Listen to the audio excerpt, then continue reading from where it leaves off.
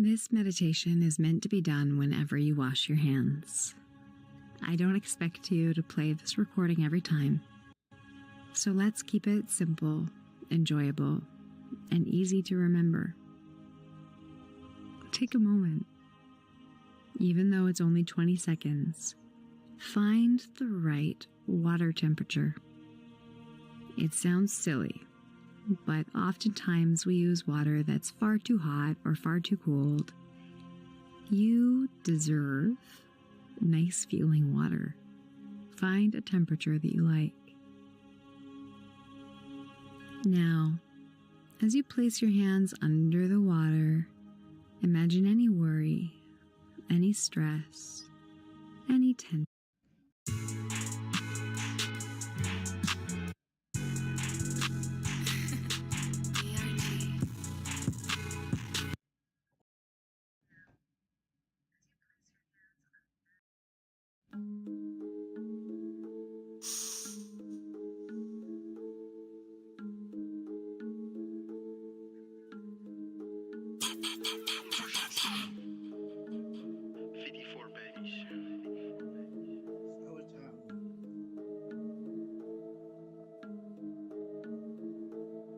Badass niggas on the block with some guns. We had to run our money up or be some bums. You had to rob your mama house, boy, you a crumb. Shiesty ass niggas who would kill you for $100. Dusty ass niggas out the mud, we lived off Lunchables. See, 40 go pop, boy, it's done for you. Enemy ride past me all in traffic trying to hit that dude. You don't wanna play with us, boy, we got them tools. I am feeling this beat, brody, turn me up. Pussy ass nigga can't be me, so he gon' fake it, huh? Bitch, I'm the real 54th, don't mistake me for none. Yes, I'm the real 54th, don't mistake me, huh? I'm gon' have to pop this roller, this bitch bad as fuck. Get her in the motherfucking truck and fuck her stomach up. Fuck your boyfriend, big pumper, fuck his stomach up. Bitch, you cheap as fuck, a 40 ball after I bust his nut. Walk ups, no nigga, it's 5 niggas and focus. When we hop out with our weapons, we gon' fuck some up. Bitch, we serving that shit that look like Donald Trump. You gon' get your ass whooped trying to look tough. White bitch, got her driving for me and she gon' stuff. Nigga, I'm still in the ghetto, this shit get tough. Nigga, I'm still from the trenches, this shit get rough. I don't wake up and feed myself, I feed the chopper lunch. Badass niggas on the block with some guns. We had to run our money up or be some bums. You had to rob your mama house, boy, you a crumb. Shiesty ass niggas who would kill you for $100. Dusty ass niggas out the mud, we lived off Lunchables. See, 40 go pop, boy, it's done for you. Enemy ride past me all in traffic trying to hit that dude. You don't wanna play with us, boy, we got them tools. Bitch, this not basketball, but I get the scoring. Pull up on your block with them 4-5s and get the pouring. All white Balenci's on my feet, it look like it's snowing. Nerd ass nigga with some glasses, boy, you look like Norby. If I had to up this big ass carbon, I'ma get the blowing. Bitch, I got more money than my daddy and these niggas know it. Bitch, I got more money than my teacher and this shit ain't folding. I just made 5 in a week and it's all shows and verses. $1 million on YouTube in 6 months, boy, that shit showing. Yo, bitch, wanna fuck me, but she smell like a pole. Left 50 out the motherfucking AR, this bitch got the smoking. Bitch, suck my motherfucking dick so I can record you choking. Dude came around this bitch chilling like we wasn't gon' poke him. Duck, then I get back up, then I start blowing. Fuck, kick the bitch out onto the next appointment. Fuck all the talking, we some motherfucking badass niggas on the block with some guns. We had to run our money up or be some bums. You had to rob your mama house, boy, you a crumb. Shiesty ass niggas who would kill you for $100. Dusty ass niggas out the mud, we lived off Lunchables. See, 40 go pop, boy, it's done for you. Enemy ride past me all in traffic trying to hit that dude. You don't wanna play with us, boy, we got them tools. Badass niggas on the block with some guns. We had to run our money up or be some bums. You had to rob your mama house, boy, you a crumb. Shiesty ass niggas who would kill you for $100. Dusty ass niggas out the mud, we lived off Lunchables. See, 40 go pop, boy, it's done for you. Enemy ride past me all in traffic trying to hit that dude. You don't wanna play with us, boy, we got them tools.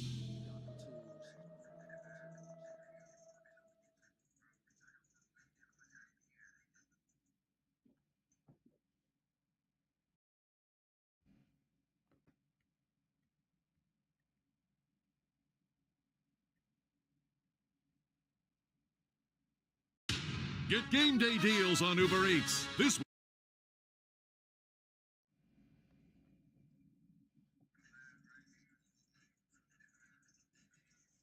Are you ready? Finally, some action. Buy Sonic 3 on digital. I will destroy your planet. Here we go. And watch at home now. One hedgehog to another. Who does your highlight? Sonic the Hedgehog 3. Buy it on...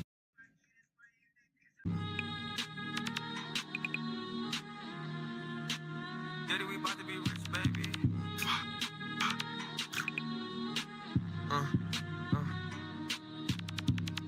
Lil Ryan making songs, he need to come get back. What's the name? Got cooked out of bounds and ain't no coming back. Certified for clapping, but blood ain't with my wax. Niggas did that corny ass shoe and then Molly turned to rat. Thinking with his dick and got laid on his back. Buddha-chan, pass me Gunner Man, but I want lazy leg. He peeped the V the first time, but he ain't see we spin back. Every time I bump into a op, they know I make a mess. And now the snakes so many niggas, the guys call me slime. Ran in and what's his name, try to run, but it was just his time. Dex was talking all that murder shit, still dropped the dime. I be laughing when niggas trip, they know they about to die.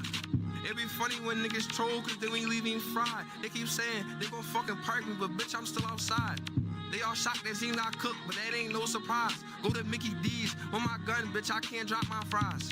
This little bitch said she love me, so she got crack a 5. It's like we professional hockey players, the way that we all slide. Got up close, my bro, he mad as shit, cause I said this one mine. She keeps saying that she ain't for the guys, like damn bitch, why you lying? Let a nigga try slide through this block on the guys, I bet we flipped them tires. 8 ran 5, they both had died, told me ain't get back, he kept crying. I ain't quiet for it, but the biddy no. Still back door for hire. Take your time when you get drops on ops, you gotta keep on spying. He got hit with a 10 and a 40, like damn, what the fuck, this nigga still fighting. I told Travis News that Z-Man died, this nigga just kept on smiling. Merc got smoked, this homie start grabbing, like fuck, they was trying to revive him. We get nasty with our burners, overkill, bitch, then over the top. Fuck that murder shit, I could give it back, then get your drop. This nigga dumb as shit, flexing on his cash right with his watch. I'm a back door, take that cheese, this dumb ass nigga, now he pop. Vicky acting Vicky, I turn that shit up when I got shot. Get a drop, then call up, bro. Now we sitting on the spot. They keep saying I'm the ticket. Keep on rapping, better not stop. But I'm trying to catch a nigga loafing and put one in his top. Let you say they smoking on Lil Wani, nigga, you get dropped. Nigga, you get dropped. But a nigga say he smoking Wani, nigga, you get dropped.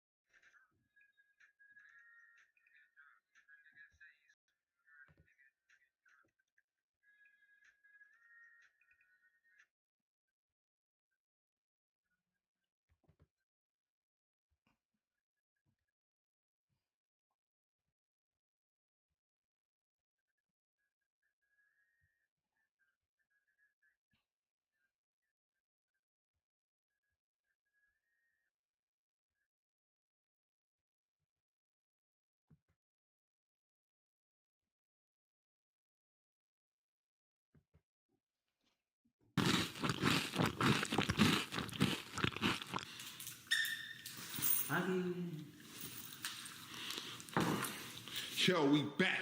We back with another one. They thought it wasn't gonna be no another one or something, man. Dude, here, different. We back with another episode of Hoops.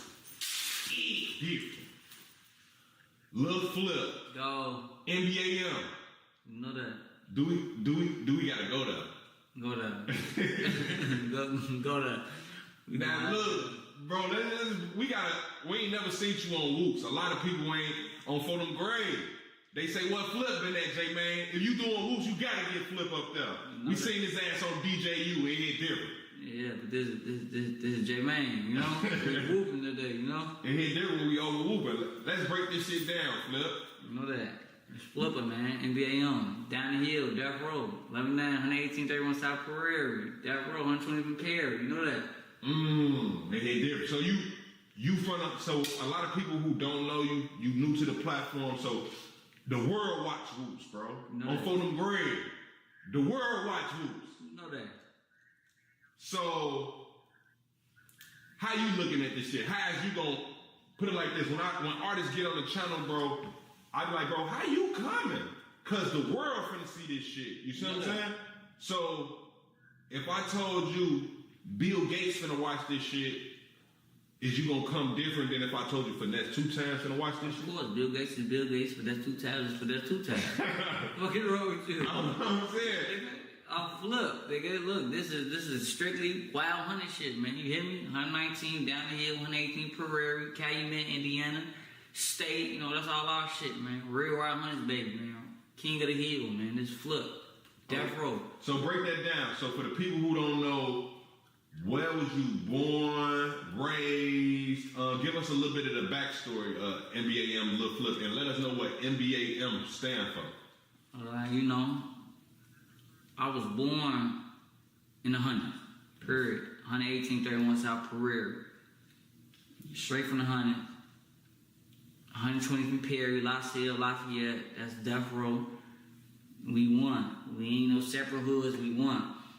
You know, NBAM, my brothers and me. Money, bitches, and murder. Money by any means. So did you start NBAM or who started that? Yeah, me and my brothers. One of my brothers, shout out D Block.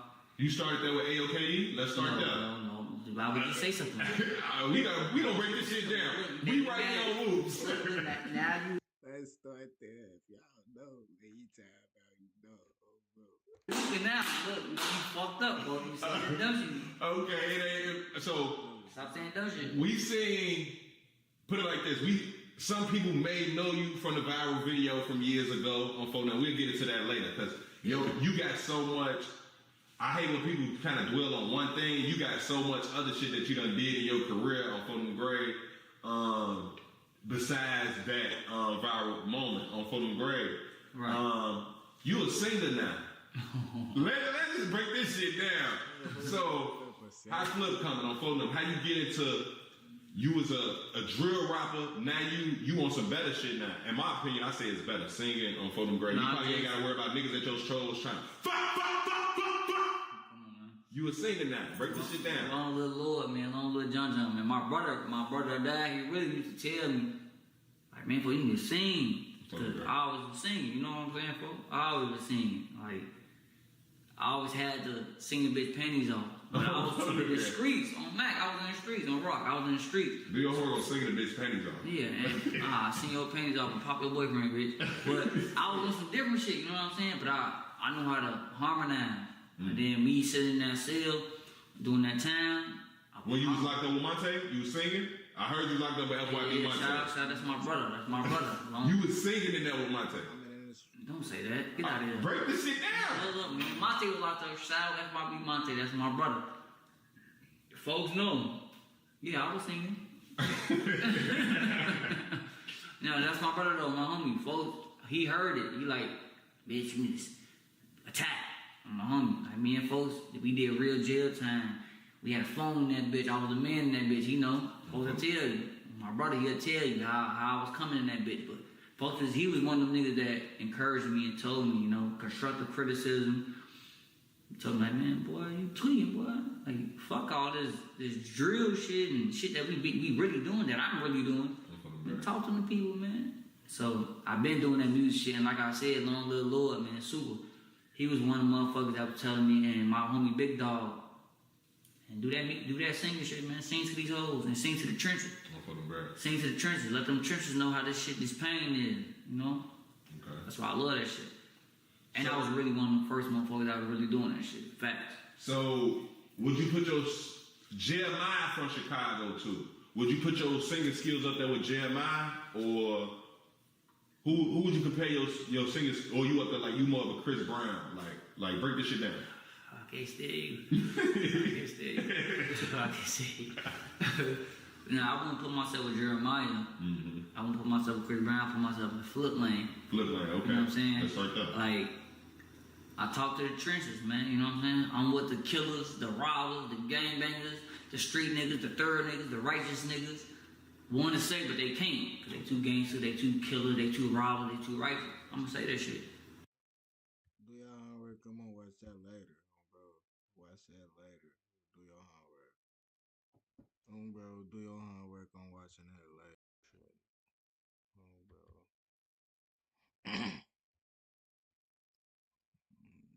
Hold on. My bad, y'all. I'm finna find something else to watch right quick.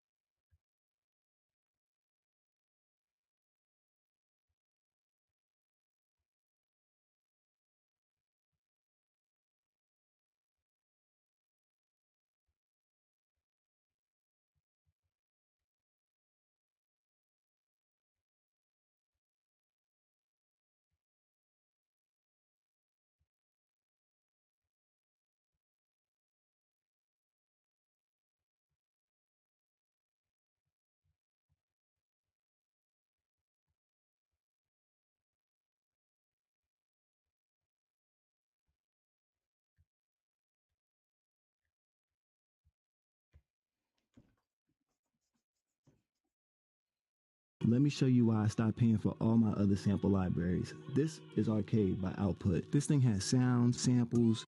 They talking about famous Richard indicted by the feds after 1 month after getting headshot in New York City. What? Oh, bro. Nigga, famous Richard out there getting indicted, boy. It's crazy. Let's get into it. say Boot Gang walked so famous Richard could run. It's a whole lot of gas! What you wanna do, bro? What's that on you? What's that on you, bro? What's that on you, bro? Oh, what's that on you, bro? Oh, man. Oh.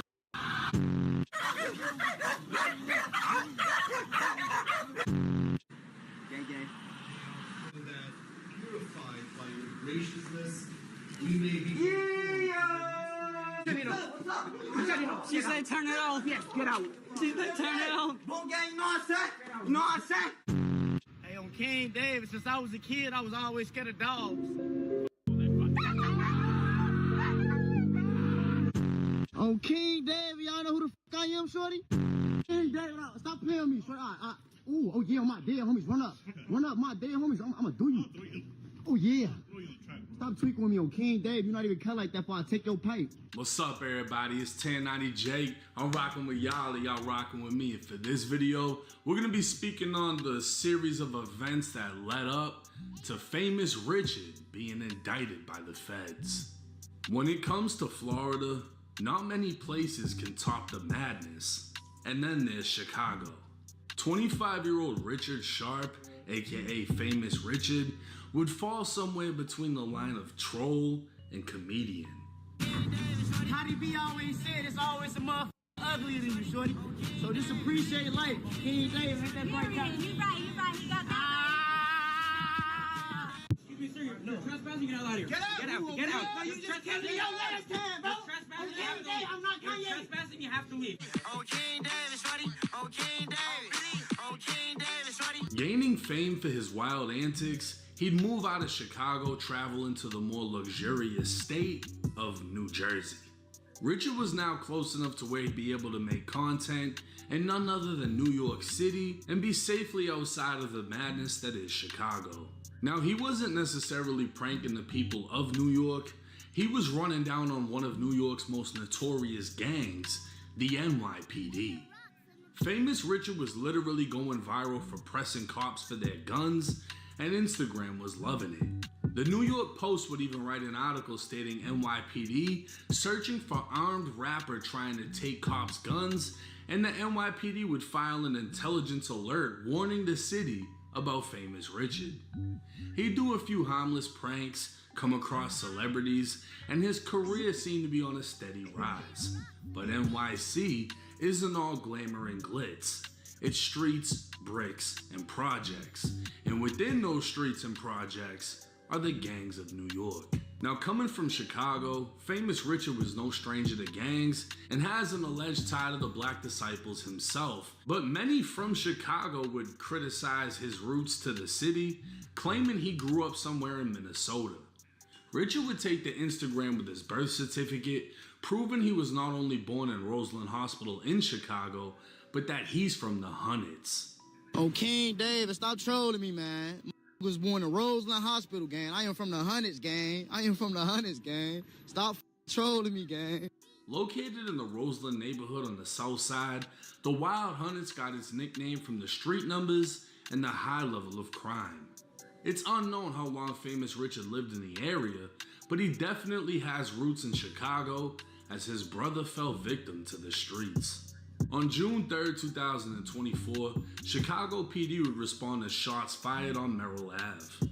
This was the heart of Paxtown, an area based around 71st and Paxton, controlled by gangster disciples. Arriving on scene, officers would find 26-year-old Joshua Sharp, who was more commonly known as Lil Josh, the older brother of Famous Richard. Josh had been shot multiple times to the body and once in the forehead, leaving him to be pronounced dead at the scene. A witness would tell police they saw Josh on the ground when the suspect ran up, opening fire into his body before running off. Lil Josh was another rapper whose career went nowhere, and he can be seen in a throwback freestyle with two GDs very famous in Chicago drill history, Taekwon World TB and Taekwon World Poppy. All three of them would die from headshots in separate shootings. As soon as it became known Josh was dead, various gangs throughout Chicago would start dissing Josh, including NLMB and the Bloodhounds. With the dissing of his dead brother, Famous Richard would fire back, dissing NLMB's dead members, but he was doing so from the safety of another city. Richard would take it a step further when he created the Quando Rondo Challenge.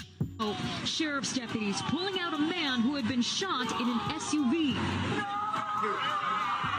This man, a passenger in that car, frantic at the sight. The video was a recreation of Quando witnessing his cousin's murder, the very same murder Lil Durk is charged with ordering. But again, Richard is from Chicago, where dissing the dead is as normal as making them dead. But in New York, Richard would quickly find the attention he sought. Let a nigga play with me out here, gang. On King David. Let a nigga in New York play with me, gang. On King David, nigga. Y'all know, nigga. Come on, gang. Ain't nobody gonna play with me. If I want a nigga to play with me, I be waiting on 2 hours later. Love y'all, folks. On King David, folks. That page is backdoor me for I love y'all on BD, folks. Motherfucker just shot me. A lot of speculation came as to if he was really shot or was he just clout chasing. But the news would confirm the shooting did actually take place. Tonight, police are searching for the two people responsible for a shooting in Brooklyn. It happened in Bushwick off Central Avenue near Palmetto Street. Officers found a 25-year-old man grazed by a bullet to the head. He was rushed to a hospital in stable condition. Police say 2 men got away on a moped. Now, Famous Richard wouldn't be himself if he didn't make light of the situation, and he'd turn his own hospital release into a skit. In the skit, you can clearly see where Richard was grazed, as he has a patch with stitches on the back of his head. New York Crip Gino Rax would take to Instagram calling out Famous Richard, claiming he ratted. Yo, hold up. Yo, Rich, you know you just ratted, right? You was a rat. You just dry snitch. Stop ratting on niggas on Please Don't Lack, mud. You talking about? You lucky niggas caught you before I got to court you, you heard? Go get back. Gino would then share a screen recording of his DMs arguing with Richard, who said nobody ever did anything to him. No nigga ever grazed me. I didn't even get grazed on King David, nigga. When I hit the gate, when I jumped over the gate, I hit my head on the gate, on my brother grave. When the police came, that's the first thing they seen. So they seen blood, they thought I was grazed, you goofy. You were internet nigga on King David, on bro grave. Niggas really, hey, you hear me? I really did call niggas from y'all hood and belt to their ass, gang. On my brother grave, I just got your location to your job. On King David, I'ma knock you out and wake you back up.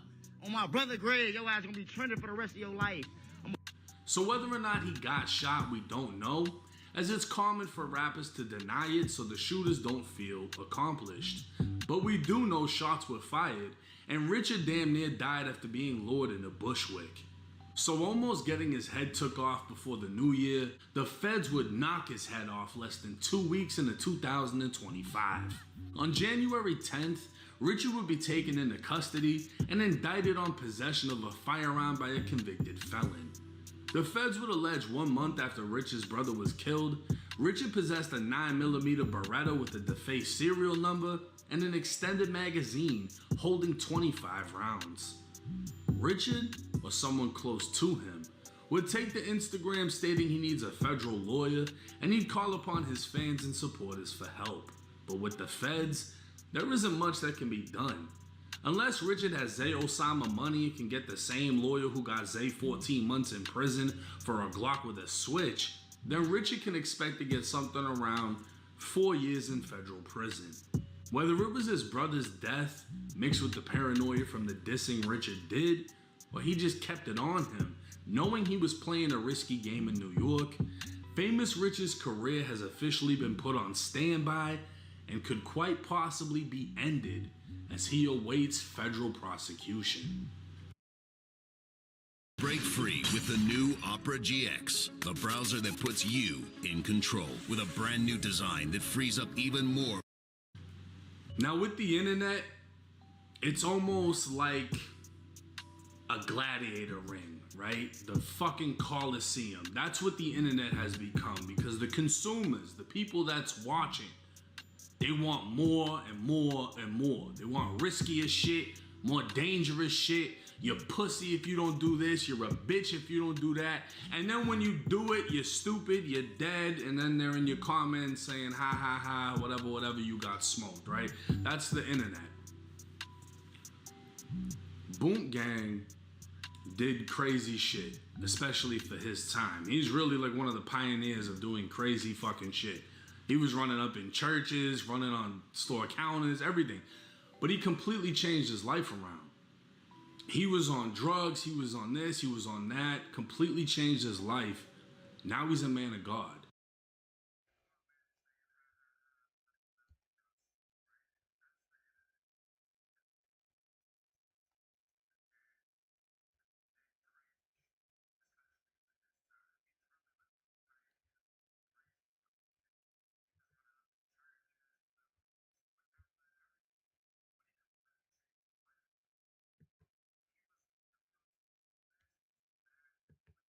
Pimp C's death was a major loss for hip-hop. The official story is that he died from a combination of lean and a sleeping disorder, but some of Pimp's close friends and family members believe he was secretly murdered. From celebrity sex tapes to Illuminati rituals, here are some of the wildest rumors about the death of Pimp C. In December 2007, Pimp C was staying out in Hollywood doing shows and working on new music with legendary Oakland rapper Too Short. On the morning of December 4th, Pimp C was supposed to fly back to Texas to meet his wife Shannara and his cousin Edgar. But that morning, Pimp didn't show up. Shannara and Edgar started to get worried because he wasn't answering their calls. So they called his hotel and asked the staff to check on him. When the staff went to his room, they found Pimp C unconscious, and it didn't take long for them to figure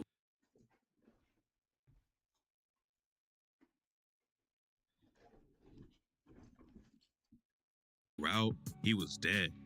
According to DJ Paul from 3 6 Mafia, the hotel room looked like something out of a horror movie. And he went in there and saw Pimp C body. Pimp C was still in there. He said Pimp C was like, he was laying down like he was praying. And but it was blood all over the bed, like he threw it up, but they thought he had been shot in the head. DJ Paul and Pimp C were working together right before he died, and they had the same manager, a dude named Rick Martin. Rick had gone down to the hotel to check on Pimp C after the hotel staff had called Rick and told him something was wrong. Rick told DJ Paul that the bed was covered in blood, so they thought Pimp C had been shot in the head. But when they found him, Pimp C was kneeling down like he was praying. Pimp C also had sleep apnea, which is a sleep disorder that causes issues breathing at night, and Pimp C had these big candles all over the room that he lit at night. The candles were burned all the way to the bottom, so Pimp must have been there for a day or so before they found him. Even though it was a pretty wild scene and there was blood everywhere, Pimp's official cause of death was ruled as an accident. The coroner's official report said that it was caused by Pimp C's sleep apnea, combined with his addiction to lean. Pimp C's love for lean was no secret. Along with DJ Screw, Pimp was one of the first dudes to make sipping lean popular in hip-hop. Plus, UGK's track with 3 6 Mafia, Sippin' on Some Syrup, was a massive hit and exposed the whole world to the drug. But a lot of rappers drank lean all the time and didn't die from it. According to the doctors, Pimp's sleep apnea is what killed him, but the lean made it worse. Pimp started choking in his sleep and could have woken up if he wasn't high. But the lean knocked him out cold, so he started choking and never woke up. Bun B also opened up about what happened and said that Pimp C had gained a lot of weight while he was locked up. Pimp spent a few years in prison for aggravated assault and probation violations and got out at the end of 2005. While he was behind bars, he didn't have to do much because everyone already loved him and he didn't have to fight to survive. Pimp C already had money on his books, so it was easy for him to just kick back and eat as much as he wanted. According to Bun B, Pimp went in a size XL and came out in a 4XL. When he came home, he wasn't working out and got right back to sipping lean all the time. The weight gain made his sleep apnea way worse, and when you mix that with all the drugs, it was a bad combination. But Bun B might be the only person close to Pimp C that actually believes the official cause of death. Some of his closest friends and family members believe that Pimp Listen, paying $14.99 a month for a streaming app and $9.99 a month for a music app and $12.99 for a Pimp C was actually murdered, and there's a massive cover-up going on to hide the truth. Even Pimp C's own mother, Mama West, believes that her son was killed. Mama West knew something was up before she even got the news. Pimp always called her before he went to bed, but the night before he was found, she didn't get a call. So, Mama West knew right away that something was wrong.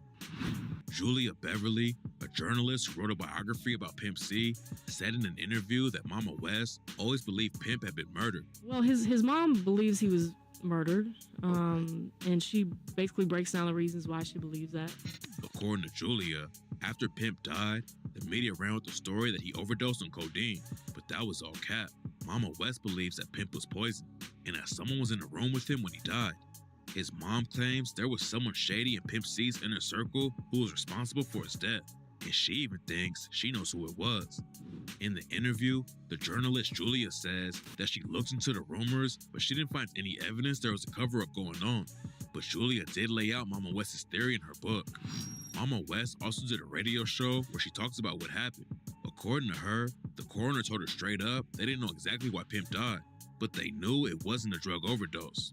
Pimp didn't have enough lean in the system to kill him, and the sleep apnea story was just a theory. But Mama West isn't the only one who thinks Pimp was killed. Too Short also doesn't believe the official story and was with Pimp C right before he died. They were supposed to kick it and have dinner the day Pimp was discovered. So Too Short went to the hospital to try and get answers, but no one would tell him anything. Over the next few years, Too Short tried to find out more about what happened, but no one would give him any straight answers, and Too Short says it still bothers him. Even though he has no idea what happened, Too Short thinks it's kind of sketchy that so many celebrities die in hotel rooms alone. The value of an artist's work always goes up after they die. So according to Too Short, you should always be suspicious when a famous person suddenly dies with no witnesses around. A Pimp C affiliate named Hazelio said that he thinks Pimp C was murdered. In an interview, Hazelio said that he doesn't believe the official story because he also has sleep apnea and has even started choking in the middle of the night. Hazelio admits it's not a great experience, but he never came close to dying from it. Hazelio also has a similar theory to Too Short and said that every time an artist with a big voice tries to speak up, the media tries to discredit them and make them look like a drug addict. Right before he died, Pimp called out record labels for turning artists against each other and also exposed some big names in the music industry for allegedly being gay. So Hazelio and others think that could have played a role in his death. Orlando Brown from Not So Raven also thinks that the story about Pimp C overdosing on lean was all a setup.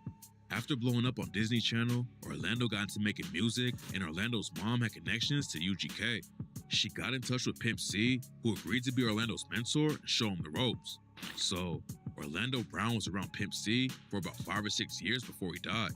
In an interview with No Jumper, Orlando said that he never saw Pimp C sip lean the entire time he was around him. The worst thing he saw Pimp do was drink a glass of red wine, and that was only a few times. He never did lean around me. Listen, Chad only did, red wine, a cup of red wine like twice. So, Orlando thinks that someone planned to lean on him when he died. Orlando also says that he doesn't want to go into detail out of respect to the family, but Orlando Brown claims that he knows for a fact Pimp C didn't die the way everyone says he did. Another rapper that Pimp C mentored named 17 has a different theory about what happened though. When asked about it during an interview, 17 said that Pimp C's death was more like an assassination than an overdose. According to 17, it wasn't the lean that killed him, and he claims someone slipped something in Pimp's drink. He doesn't go into much detail, but 17 made it clear that he believes Pimp C's death was a planned hit and not an accident. So, plenty of people who were around Pimp C right before he died believe that he was secretly murdered. But most of them either don't know what happened or they're keeping quiet out of respect for the family. But there is one dude who claims he knows exactly who poisoned Pimp C and even pointed him out in the photo. Pimp C's cousin Edgar did an interview where he opened up about the situation and broke down what he heard from a reliable source. According to Edgar, there was a group of people in the hotel room the night Pimp died, 2 men and a woman. When Pimp went to the bathroom, one of the dudes told the rest of them he was gonna play a prank on Pimp. Then, the dude slipped something in his drink. When Pimp C came back and took a sip, he immediately started throwing up blood. Edgar believed the story because he saw with his own eyes that there was blood all over the bed where Pimp died. Edgar thinks that the only reason the autopsy didn't explain what really happened is because they only tested for drugs and not poison. The coroners already thought they knew what happened, so they just blamed it on sleep apnea because he didn't have enough lean in his system to overdose. Edgar's story also matches up with what Mama West said about someone else being in the room. Edgar also admitted that the dude who did it was going around bragging about killing Pimp C. They even posted a picture of the alleged killer lurking in the background of a photo of Pimp C and his mom. But even though Edgar claims to know exactly who did it, there's no hope for justice because the killer's already dead. Apparently, he died the same way as Pimp. You know how I know for a fact that football was invented to make you hungry? Here we go. 5 out of 32 teams in the NFL are named after birds. That, my friend, is a scheme to move chicken wings. Look, no one's naming teams after birds just to sell. Wings! Get game day! Back to the conversation. What was the reason why you started taking? Pimp C's death was a major loss for hip-hop.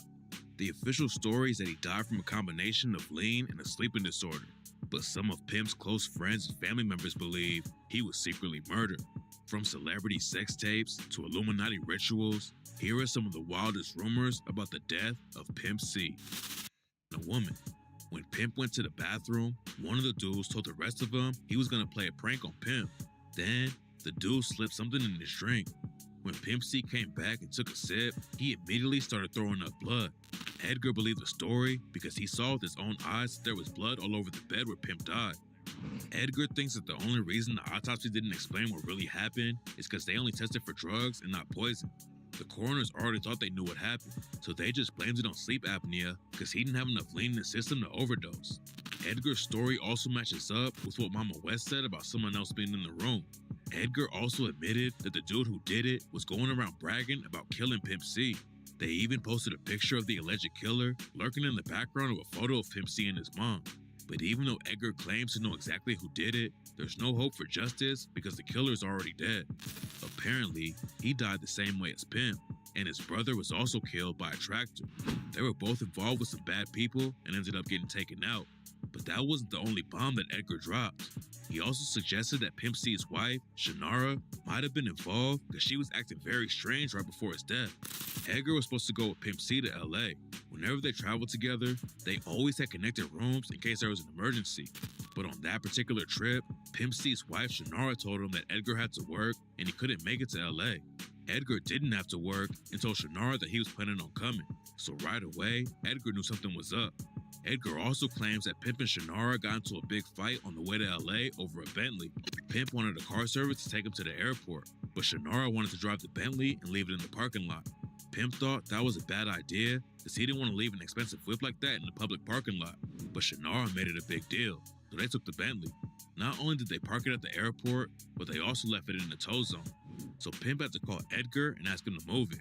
But instead of letting Edgar do it, Shannara decided to fly all the way back to Texas to move it herself, leaving Pimp all alone by himself in LA. If either Edgar or Shannara had been with Pimp C in LA, he might still be alive. But because Pimp was all by himself, the alleged killer was able to poison him and get away with it. That made Edgar question whether Shannara had something to do with it or not. Shannara knew that if Edgar was there, he might have been able to stop what happened. So she lied and said he had to work.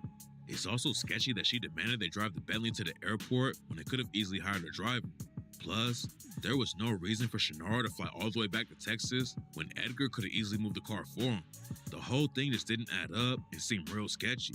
Pimp C's wife Shannara also had a falling out with the rest of Pimp C's family after he died. After Pimp passed away, Shannara was put in control of his estate, so she was in charge of his money and all his business matters.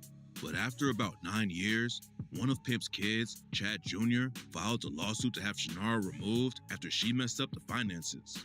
The lawsuit claims that all the bills were unpaid, expensive jewelry was missing, and Pimp C's former mansion in Port Arthur, Texas was in foreclosure. They even repossessed the Bentley because Shannara couldn't pay the $2,800 per month payment.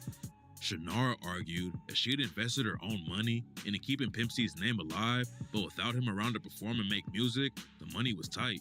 But the lawyers presented evidence that Shannara spent $150,000 between 2011 and 2013 and another $80,000 over the next 2 years.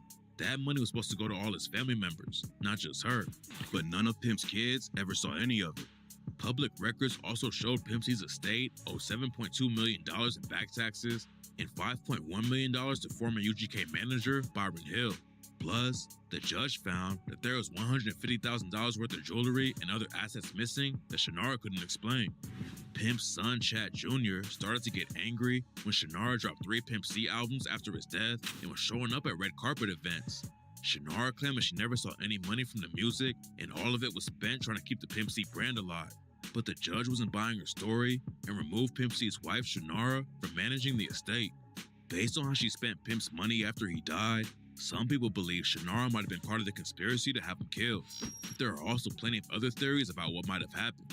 Some people believe that Shannara didn't act alone and Bun B might have also been in on the plan. According to some associates, Pimp C and Bun B were never really close friends like that. They just started rapping together in Port Arthur and created a major wave. But over the years, they started to grow apart, especially after Pimp went to jail. According to Pimp C's homie, Pimpin' Ken, toward the end, Pimp C and Bun B didn't see eye to eye on a lot of things. Bun B was more like a politician and was very careful about his words and who he offended. But Pimp C was the exact opposite and spoke his mind no matter who he offended. Over the years, it started to get in the way of business, so Bun B was looking for a way out of UGK. Pimp C's artist 17 also claimed that Bun and Pimp had a secret beef that no one knew about. According to 17, he lived with Pimp C right up until his death. For the 11 months they were staying together, Pimp and Bun were not on speaking terms. 17 was one of the people who went to the coroner to identify Pimp's body and saw everything that happened. He still believes that Bun B was somehow responsible for Pimp C's death and has made YouTube videos exposing him for having his homie sacrificed. It's a pretty wild rumor, but Bun B did gain a lot from Pimp passing away, and he went on to have a successful solo career. Maybe deep down, Bun B knew he could never take things to the next level with Pimp C always going against the industry. So, Bun B decided to get rid of him. But the theories go even deeper than Bun B and Pimp's wife Shannara. Some people even think that Jay-Z and Jay Prince are responsible for putting a hit on Pimp C. Jay-Z and UGK worked together on the track Big Pimpin', which was a huge hit with both East Coast and Southern hip-hop fans. Big Pimpin' is now considered a hip-hop classic, but the song almost didn't even happen. Bun B was the one who came up with the idea to do a song with Jay-Z, but Pimp C was against the idea. Pimp was a huge Tupac fan, and Jay was close friends with Biggie. Pac and Jay-Z had dissed each other in the past, and Pimp C was such a big fan of Pac that he didn't want to do a song with anyone who had issues with him like Jay-Z. But Bun B and the label eventually talked Pimp C into doing it. But even after they started working on the song, Pimp C almost shut it all down again because he didn't like one of Jay's lyrics. According to Kiambo Joshua, an A&R who used to work at Rockefeller, Pimp C almost didn't get on the track because he thought Jay was rapping about playing with himself. On the song, Jay rapped, "In the cut where I keep 'em, till I need a nut, till I need to beat the guts. Then it's beep beep, then I'm picking them up, let him play with the dick in the truck." Pimp C misheard the last bar and thought Jay was talking about jerking off in the truck.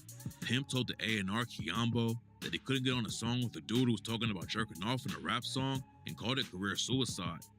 The song still came out, but right away, Pimp C and Jay-Z didn't get along. But supposedly, the beef goes even deeper than that. There are even rumors that Pimp C had a secret sex tape with Beyonce that he was threatening to release.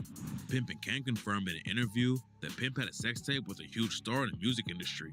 He didn't say who it was, but he did say it was a famous R&B singer who was with a dude who was known for getting a lot of money at the time. Pimpin' Ken even said that the tape was better than the famous Kim K and Ray J video, and it was easily worth millions. So Pimp wanted to put it out and make bank. Around the time Big Pimpin' came out, Jay-Z had just started dating Beyonce. Some people believe that might have been the real reason Pimp didn't want to get on the song with him because he thought Jay might find out about the tape. There's also a rumor that Jay Prince stepped in to confiscate the tape. Jay Prince was the founder of the legendary label Rap-A-Lot Records. Pimp C was signed to Rap-A-Lot, and Jay Prince was well respected in both the streets and the music industry. So according to the rumor, Jay-Z and Beyonce's team reached out to Jay Prince to help get the tape back from Pimp so he couldn't release it. Pimp agreed to hand it over, but they also thought he might have another copy. The fact that Pimp C showed it to Pimpin' Ken proved that other people knew about the tape, which made Jay and Beyonce pretty mad. So according to the conspiracy theory, Jay Prince met with them to discuss a solution, which is when the rumor claims they all decided to take out Pimp C. Some people even think that Jay Prince kept a copy for himself to use as leverage in case he needed a favor from Jay and Beyonce. That's another wild rumor, and there isn't much proof to back it up, but a lot of people do believe that Jay Prince was involved in Pimp C's murder. A dude who claims he grew up with Pimp C went viral for making a video claiming that Jay Prince was responsible for taking out his homie Pimp C. I really believe that Jay Prince Sr. had my buddy Pimp C killed. The dude claims that when Pimp got out of jail, he was not happy with his Rap A Lot record deal. Pimp C also didn't like the way Jay Prince was moving and decided to make a diss about him. On the album, Pimp allegedly aired out a lot of bad things that Jay Prince was doing and said some disrespectful things. Not long after that, Pimp C ended up dead. And the dude in the video also claims Jay Prince did the same thing to Takeoff from the Migos. If that story's true, Jay Prince was probably pretty mad that his own artist would go against him like that. There's even another rumor that Jay Prince once saved Pimp C's life after he was kidnapped by Master P. Master P worked with UGK on the song Break 'Em Off Something back in '96. Supposedly, Pimp never got paid for it, so he started taking shots at Master P. According to the rumors, Master P and his goons ran up to Pimp's hotel room and pistol whipped him. Master P then allegedly called Jay Prince to get permission to kill Pimp C.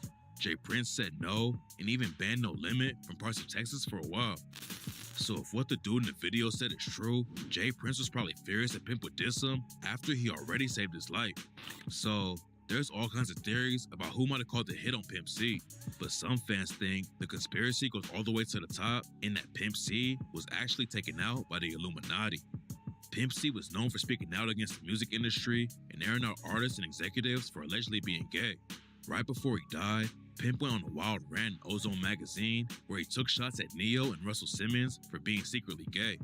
Pimp also talked about how rappers used to dress like gangsters, but now everyone was wearing V-neck sweaters and fruity socks. Pimp also called out Pharrell Williams for starting the trend and even dissed the entire city of Atlanta for not being part of the South. On top of that, Pimp C also called out record labels and accused them of making artists as dumb as possible. He said the label execs were scared of artists getting together and forming a union, so they kept everyone divided. But Pimp C was working with Jay Prince to sit down with other big artists from the South and was trying to get everyone on the same page. According to the people around him, Pimp came out of prison with a whole new mentality and went on a mission to expose the industry and bring everyone together. So, some people find it suspicious that right after Pimp went on that wild rant, he ended up dead. Sadly, the world might never know the truth about what really happened to Pimp C. Even if there isn't a whole lot of proof to back up some of the theories, everything around his death was pretty sketchy, and even his close friends and family members still want answers. But even if someone did kill Pimp C, they did a pretty good job of covering their tracks. So it's one of those stories that might never get solved.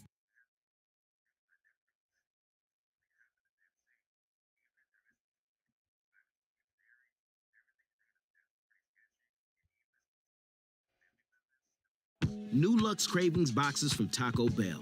For $5, go classic. For $7, go lavish. For $9, discuss. Nah, this is my last video, and I'm about to hop off here, man. I'm tired, man. I'm gonna stream tomorrow, bro.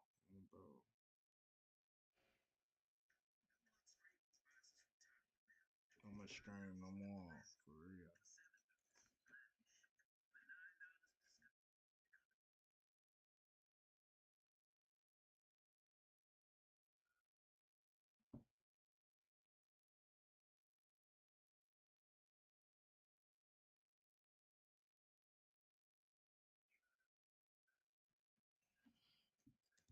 Becoming a rapper is one of the most glorified careers in today's day and age. After all, who wouldn't want money, cars, flashy jewelry, access to all the women in the world, and millions of people idolizing you? But what if I told you that was all a lie? Because beneath it all lies something far darker that most fans are unaware of due to it being kept a secret by the industry and those who are in it. However, on some rare occasions, the curtains are lifted, and for a short period, fans get a glimpse of what being a rapper in the industry is really like. And the rappers that expose it get some pretty serious consequences, leading to the question, what's being hidden, why, and what happened to the rappers who exposed it? I'm Rashad Bashir, and this is Rappers Who Exposed the Industry and Got Blackballed. The first artist who exposed the industry and was then blackballed is none other than NBA Youngboy. But before we talk about how he was blackballed, how did he gain any footing in the industry in the first place? NBA Youngboy popped onto the scene in 2015 with his first mixtape, Life Before Fame, and a couple of others like AI Youngboy. A couple years later, in 2018, Youngboy's career skyrocketed after he released his hit, Outside Today. From there, Youngboy went on a rampage in the music industry and became one of the most successful rappers of the decade. Around that time, Youngboy was a classic industry rapper. He was often seen with rappers like 21 Savage, Young Thug, Trippie Redd, Rod Wave, Kevin Gates, Gucci Mane, Lil Baby, Lil Yachty, even Lil Pump, and he was even close friends with some of them. But fast forward to 2024, and Youngboy is no longer associated with a single one of those names, not even a bit. And instead, he decided to expose the industry that they all participated in. In an interview where he shared some evil secrets, he explained that at this point, he only cared about money. Nothing planned. Nah, I just want to get paid. I don't give a fuck about it. You said that music, like, in terms of getting paid, it's like the biggest thing, and only all your art. The interviewer was kind of shocked, so he asked why. It's art, right? Youngboy responded, Yeah, because Atlanta is the mind industry that I chose to be a part of. He explained he used to fall for it, like the interviewer, but now understands it's just part of a game. So it's like I accept that I run with it, but don't be a dominant at the same time. He then explained he was aware that he was just a pawn, and his time would pass just like the ones before him. You gotta understand, they use me as entertainment, and this shit becomes self-destruction too. Because I ain't no entertainment. You know, some can be spoke on. Why? But that shit is to be continued. And then refused to speak on it. Is in terms of like every time it's what Youngboy had just said shocked fans, as most were kept in the dark about this side of him, and they wondered, how did Youngboy going from being such a large part of the industry to being against it? Well, the story is actually years long, and it began with Youngboy's relationship with Atlantic Records, his record label, who many other rappers have had bad experiences with. Why is Meek Mill not signed there no more? Why is Kodak Black about to be a free agent? Why did PNB Rock get dropped? NBA Youngboy. NBA Youngboy. You see, when Youngboy signed his deal, he was young. He didn't understand how the music business operated, so he thought he was getting a fair deal. Later, he realized he was making pennies compared to what he was actually earning for the label. I think as you learn the business, you learn how badly you've been taken advantage of. I ain't never got paid from YouTube a day in my life.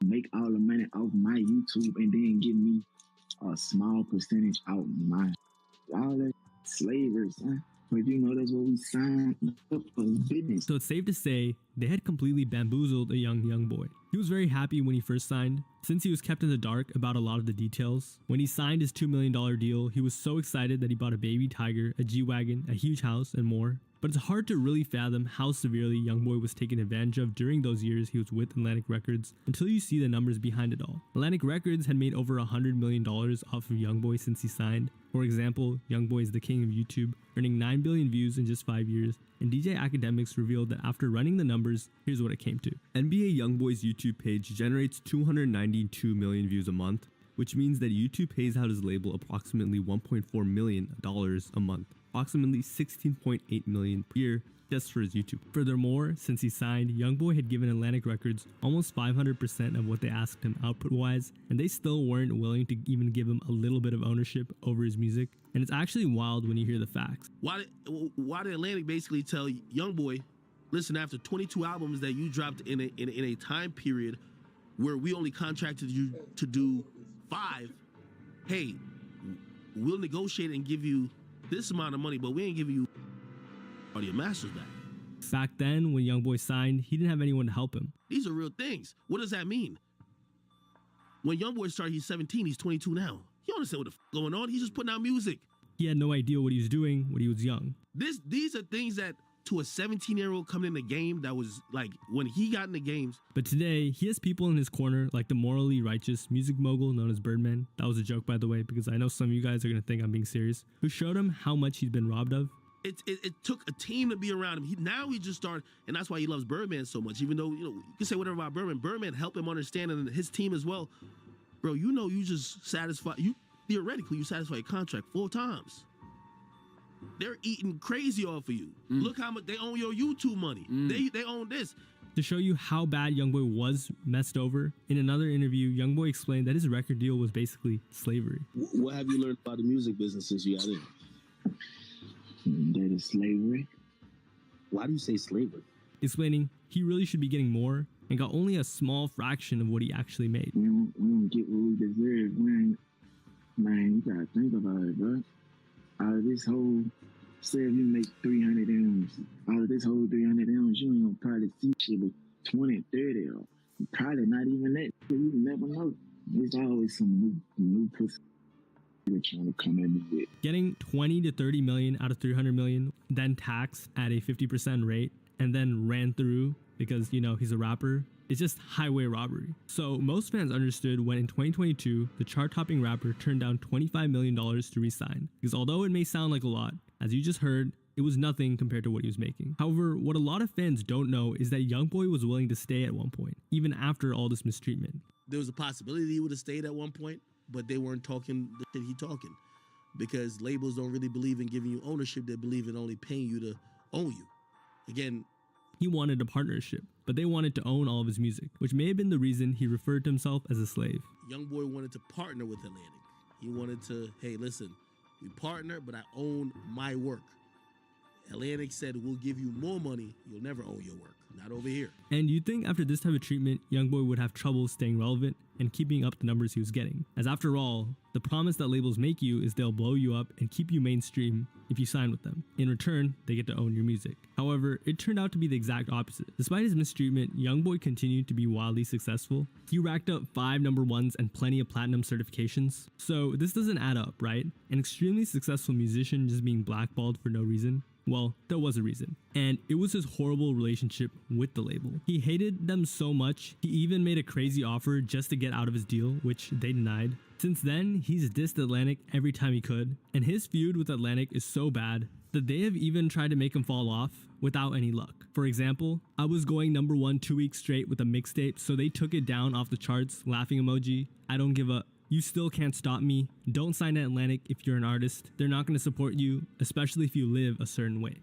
In fact, what's ironic is Youngboy's label did everything they could to make him fall off, but it ended up doing the opposite. So after Atlantic Records' multiple failed attempts to throttle the Youngboy's album release, Youngboy had this to say, and then decided to take it further by dissing his label on one of his songs, rapping, "Try to block me out, blackball, but they see me now." So despite all the odds being against him, Youngboy seemed to have trumped the industry. Keep in mind, this is the first time anything like this has ever really happened on this level as well. Prior to that, Youngboy just took home his 4th number 1 album with Sincerely Kentrell. This was while he was locked up, by the way, placing him in the company of rap royalty like Tupac and Lil Wayne, the only others to do so. And while this was all happening, Youngboy himself explained that Atlantic was doing everything they could to mess him over. Youngboy claimed that Atlantic was trying to sue him, saying, "Everything I post, Atlantic trying to make it seem like I'm talking about them so they can try and sue me once I'm gone." And posted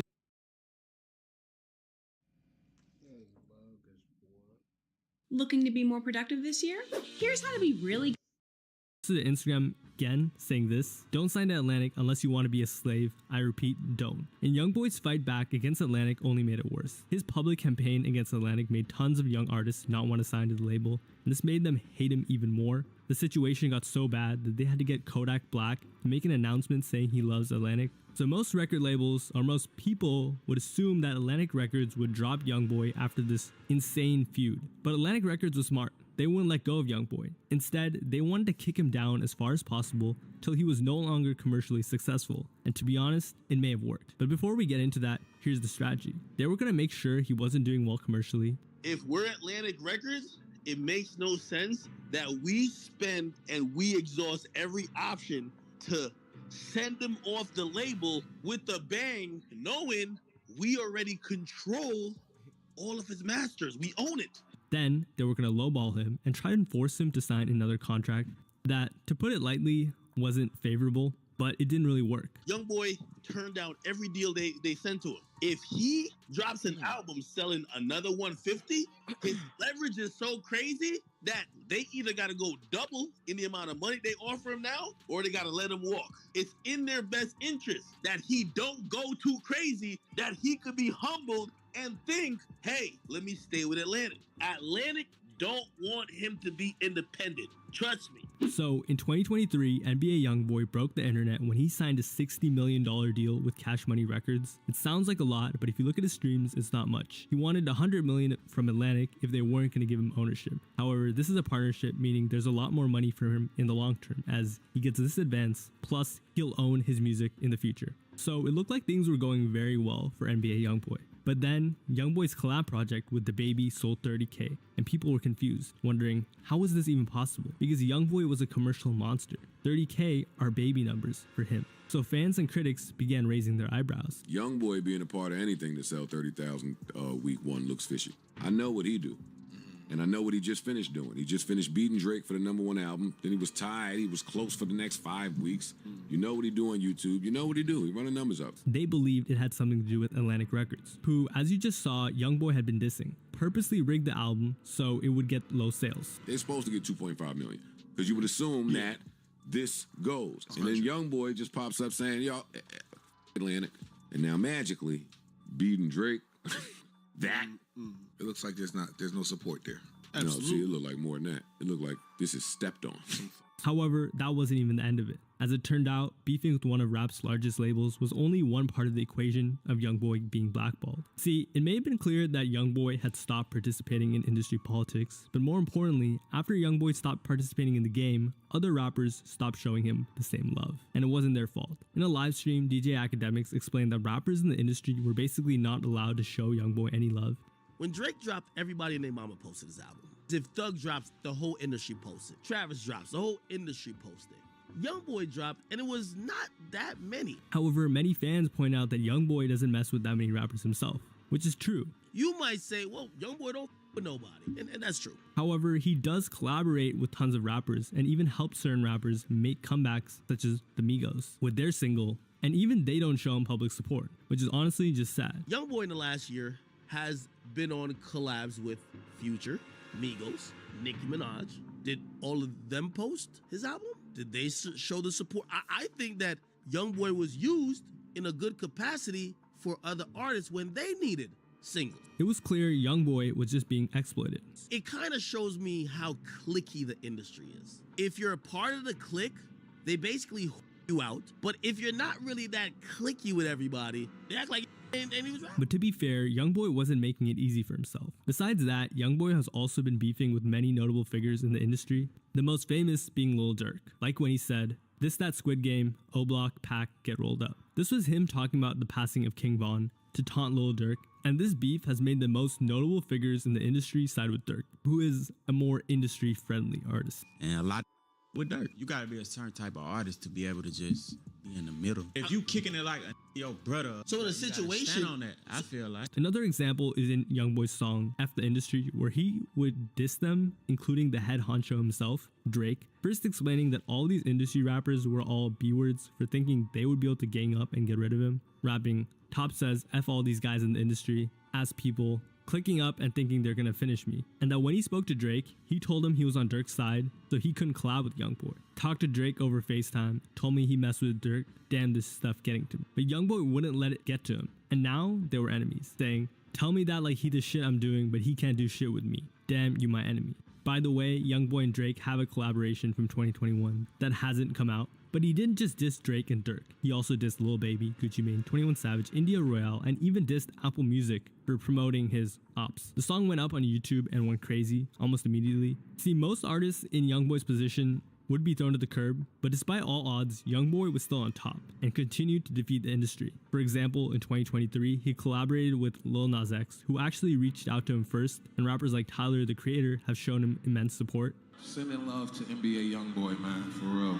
He's such a sweetheart, dude. Like, we kicked it a few times. Like, that is a sweet person, bro. Like, think he's just evil. Like, no, he's like fun. Later on, Tyler would feature YoungBoy on a song, earning him his first Grammy nomination, and YoungBoy and Lil Nas X would debut on the Billboard charts. In 2023, YoungBoy was the third most streamed artist behind Drake and Taylor Swift, which is insane, but especially when you take into account that everyone knows who Drake and Taylor Swift is, but no one outside of rap, especially in America, really knows NBA YoungBoy like that. However, although 2023 was a good year for him, it was also a year in which he embraced a lot of change. At first, fans were eager to see him return to the spotlight, He was making more public appearances on the internet, and they were pretty excited. However, what they got instead was a completely different version of him. Stop the violence. He used to speak like this. I don't give a fuck if I gave you $1,000, bitch. Now he speaks like this.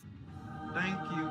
Before that, he glorified violence. Now he didn't. Furthermore, he debuted a new look where he was wearing makeup and lipstick. So if fans accuse YoungBoy of taking part in some sketchy things, I'll let you come to your own conclusions. After he publicly wore makeup and claimed he liked it. I like painting my face or putting makeup on. I don't know. I like to look in the mirror and see everything black, like my eyes and. What you mean? Because that picture we seen that was with like the last like. Yeah, that's 100% real. That's me being myself. That's me.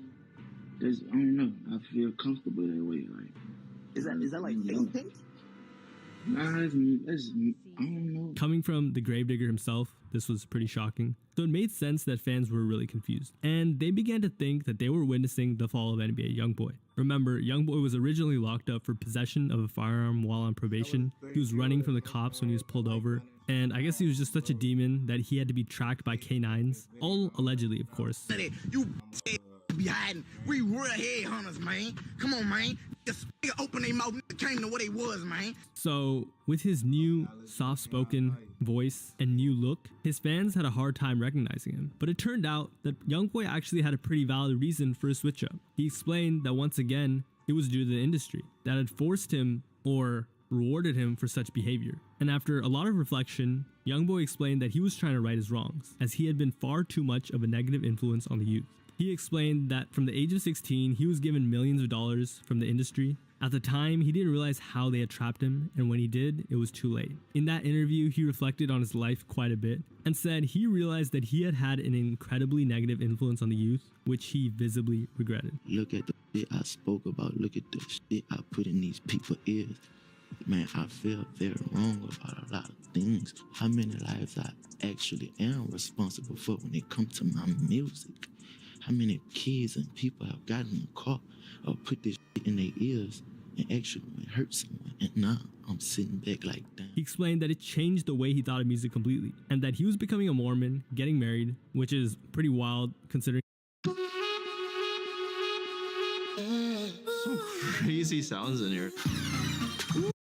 The fact that he already fathered 11 kids with multiple wives.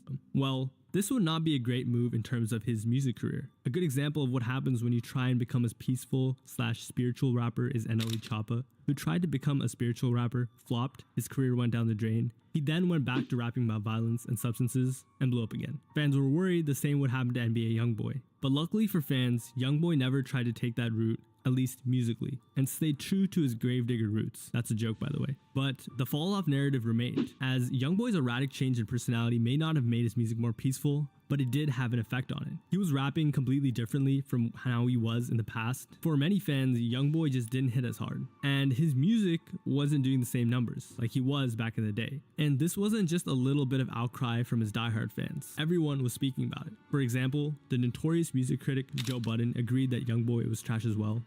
You ready to tell the truth about NBA YoungBoy? I'm not ready to do this. What's the truth? That nigga trash. He's horrible. He is horrible. Damn. He is horrible. He is really, really, really, really, really bad. As a rapper or a person? I don't know him as a person. Oh, okay. I'm only speaking about music. He then explained that he believed YoungBoy was never actually doing that well, and that the label had manufactured his career artificially. He's really, really, really bad. And that thing happened with him where when he was out, the label pushed a button and did some YouTube shit. So then all the little kids had to just come to the gathering and tell you about NBA YoungBoy views and how great he is and how awesome he is and how amazing he's doing. Joe Budden said he'd seen enough and YoungBoy had fallen off. Now that the label's backed up a bit, and now that we done had about 3 or 4 projects while he's been in Utah on house arrest. Afterwards, his co-host gave him a bunch of reasons for why YoungBoy may have been rapping the way he said. Budden just said, I don't care. Like, there's nothing y'all can say that's going, like, nigga's bad. And as bad as his takes are sometimes, although I don't agree with this one, it is a very accurate representation of how the regular listener thinks of YoungBoy these days. So at this point, fans began to believe that the reign of terror NBA YoungBoy had in the music industry might just be over. But in my opinion, it's not. He's almost too big to fail, and every attempt to bring him down has made him more popular. It's actually crazy. However, I would add that YoungBoy has to be careful, because it would be a shame to see him fall the same way he came up, like many before him have. And as you saw so far in the video, almost did as well. The second rapper on this list is YK Osiris. Today, no one really pays much attention to YK. However, what if I told you that may be on purpose? But let's take it all the way back. Back in the day, YK just had a major hit, Worth It, peaking at number 48 on Billboard, and was all over TikTok. On top of that, he was friends with Drake and Lil Baby, who were both at the top of the industry. I mean, Drake still is. He had a lot of potential, and honestly, could have been one of the largest R&B/hip-hop artists in a long time. But instead of putting his head down and grinding, he made some questionable moves against the music industry. YK's smash hit Worth It came out in 2019, and for a little bit he rode the smash hit's popularity. And then all of a sudden things got very, very, very bad, or weird I should say, because YK would go on a spree of social media posts where he exposed the truth about the industry, which is very odd coming from an artist that had just had the success YK had due to the industry. YK would go on Instagram Live speaking about how the music industry was evil, and the only reason he even wanted to be in it was because he was inspired by the king of pop, Michael Jackson, who ironically spoke about how the music industry is evil too, but that's for another video. YK then explained that he sold his soul, meaning he was no longer his own person, and he was told how to dress, think, and make music. This industry is not what you think it is. Don't let these people fool you, man. According to him, everything rappers were portraying on social media was false. I'm gonna give y'all a little background of me, man. Like, my life is not perfect, man. Don't think because I'm on Instagram showing this, showing that, I don't got a perfect life either. And I want you to understand that just because all these rappers show all this money and show all this fame, don't think their life is good. It's not. Many of their lifestyles were actually fake, including his. These people are always faking and let you know that this is not what y'all want. Do something that's low-key. Do something that can help you out other than being a target or a flashy. And it was not something he was proud of. Because God can take this away from you real quick, and it's not a blessing from God. And I tell people that 24/7, this is the devil's game. It is not. This is not no God's game. According to him, it was all a trick set up by higher-ups in the industry to make fans glorify their favorite rappers. This right here is for you to look up to me. This right here for you to look up to me. This right here is for you to look up to me. If I don't wear this, you don't look up to me. If rappers don't do what they do, you won't look up to them.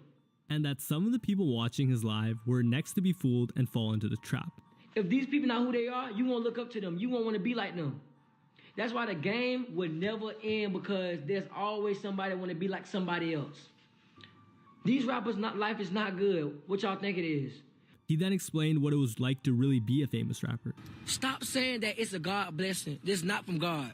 Saying at this point, he was trying his best to get out, but he was trapped because he needed the money. And I'll be honest with you, bro. I want to get out this music industry because this is not for me. But I do it because I feed my family. And told everyone to stay far, far away. But I don't want to be in this. This is not what God want me to do. God don't want me to do this. But I do it to feed my family. And I want to get out this. I want to get out of the music industry because, yes, you go through pain. You go through this because this is what the devil wants you to go through to destroy yourself. It was clear YK was having a spiritual crisis. He didn't want any part of the industry, or at least that's what he was saying, and was trying to convince people to not fall for money like he did. And watching this video is honestly sad. All this money they got, guess what it is? Guess what? It's a game. Don't think these people's life is good, man. Don't think it. Don't think it, man. This right here, I don't care about this thing. I don't care about it. They don't make me. I don't want to be no hypocrite. I don't want to be no hypocrite to y'all, though. I don't want to tell y'all don't be in the music game. I'm in the music game, but I'm going to tell you what's in the music game before you even try to jump in it. It was really just a warning to all of his fans. And after seeing what had happened to him, not by just hearing his words, I feel like he may have really made an impact, at least a little, for a while. Because I don't want you to wish for something that you can't even handle.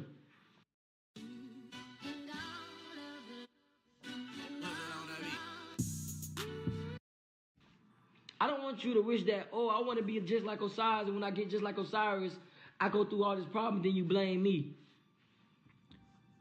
You see, the people ain't gonna tell you that. They ain't gonna want the blame. They just gonna want you to follow behind them. He was just clearly disturbed. He kept repeating the same warning over and over again, and it looked like something had spooked him, or else he would not have been saying those things as many times as he did. They just want you to follow behind them and, get them all the glory. Because to be facts with you, people glory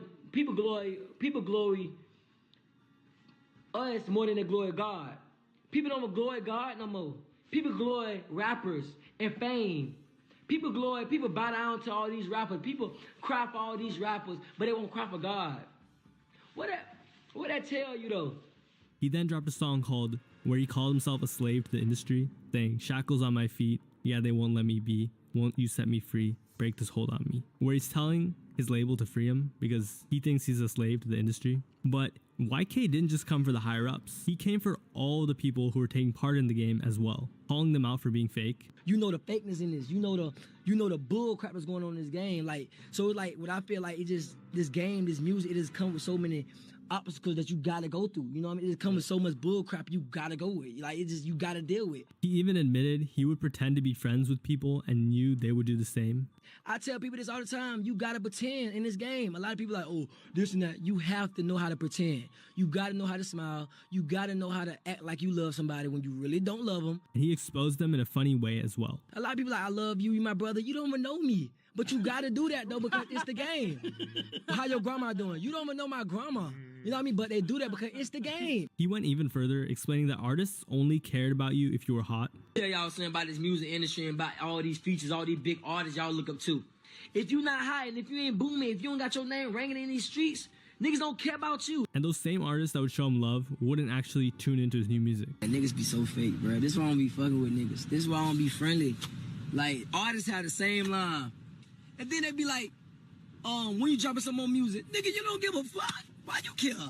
So this was all a huge shock to many fans. Many wrote him off as crazy and stopped taking him seriously. A lot of them actually. However, on the flip side, many were actually happy that someone was coming out to speak about these things. You know, the fans that love to theorize. And these clips about YK exposing the industry went ultra viral. In fact, he'd probably continue to come out against the industry. But shortly after this rant or spree, YK Osiris was arrested. He was picked up by the police at his birthday party. Apparently, Osiris's girlfriend confronted him after seeing another woman wearing nothing but a towel on his phone. The outspoken artist said, "I'm gonna out you." Inside a bathroom, she alleged he and her and showed marks. So fans were like, this is quite the coincidence. YK posted a video exposing the industry, now he's getting arrested. Okay, fans were suspicious, especially after he got released and the charges were dropped. But all of this happening right after he exposed the industry was still fishy. Listen, I'm gonna tell you like this shit crazy as hell.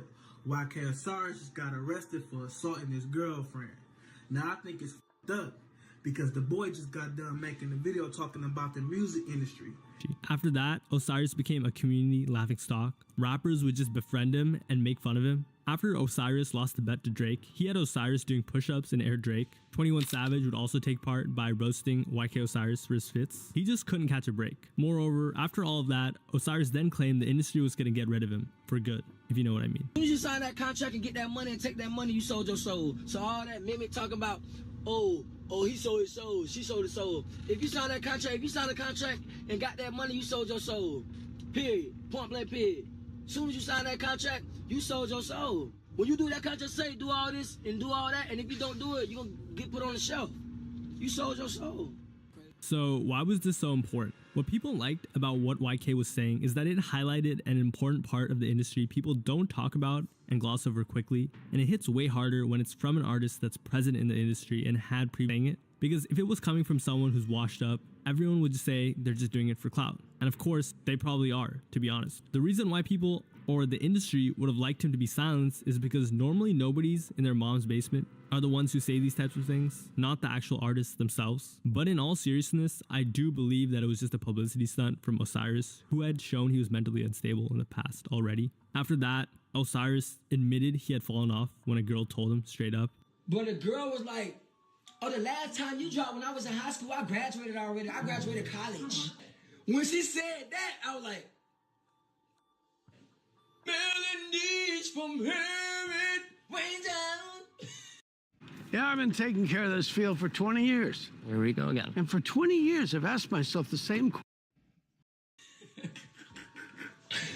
And today, it's not looking great for him. He's basically hit rock bottom. In 2022, Osiris admitted that he had gone broke after all the success he had. When asked how, Osiris said, Man, I went broke so goddamn quick, man. Like, back then, oh my, like 3 years, like 2.5, not 3 years ago, when Werther came out, man, I blew that money so goddamn fast. Osiris even revealed that he had given his mother $250,000, dropped $300,000 on clothing, that's crazy, and would spend hundreds of dollars for each haircut. But he said the most shocking bill came from the IRS. And by the time you know it, taxes. Exactly. I said, because I ain't know, like, the taxes come out now, they come out during that year.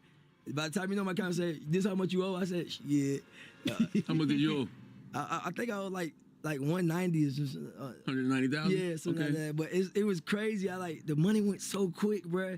It like when you don't have it, it's like when you get it, your mindset changed so many things. Like you start buying so much things. Moral of the story, save your money and be careful who you choose to call out and make enemies. As if we're being honest, nothing even happened for Osiris to come out and say all these things. The final rapper on this list is none other than Lil Skies. But before we get into how Lil Skies was blackballed or even exposed in the industry, how did he even get into the position to do so, right? After dropping out of college to pursue rap, Skies dropped a ton of music and eventually he found his sound, which was the trendy autotune trap sound that dominated 2016 to 18. He had some buzz at the time, but he really exploded when he got Cole Bennett in the mix. We dropped it, went #1, trended on YouTube, did 1 million views in 24 hours. Dropping songs like Nowadays on the Lyrical Lemonade channel. And today, Nowadays has almost 400 million views on YouTube, one of Lyrical Lemonade's most popular videos, competing with artists like Eminem, Juice WRLD, and more. In 2018, Skies inked his first multi-million-dollar deal with Atlantic Records. Red Roses, his debut studio album under the label, went ultra viral, getting millions on SoundCloud, and the music video on Lyrical Lemonade has close to 300 million on YouTube. At the time, fans were bewildered by the number of views, asking, "Can someone explain to me how Lil Skies Nowadays featuring Landon Cube got 9 million views in under a week?" He then randomly got a Weeknd cosign, so it was clear Skies was going places. In addition to his early SoundCloud/YouTube success, Skies was also producing radio-friendly music, unlike his peers on SoundCloud like Lil Pump and Lil Xan. Think of someone like Lil Uzi Vert. He was dropping hits. Critics loved him, fans loved him, and Skies capitalized. So in 2017, he went on tour with Lil Uzi. Everything was going amazing. He had sold out shows, hit songs, millions of dollars, and in a short 6-month span, Skies passed almost every rapper in his era, other than maybe Juice WRLD and a few others. But years later, he's far below them all in popularity. And today, it's safe to say he's lost it all. But how, why, and what happened? Well, there were many reasons, and one of them was the fact that he tried to expose the industry. In 2018, Skies was chosen to be a part of the XXL freshman list, a highly coveted spot in the rap industry, based on how much it can, or at least could do for an artist's career. However, to everyone's surprise, Skies turned it down. And on April 24th of 2018, Lil Skies took to Instagram to expose XXL, explaining the media was mad and he would be exposing. This is mad as shit. It's like, y'all are funny as shit. I'm just listening, like, I'm listening to y'all, like, bro, what? All right, man, so I got something to say.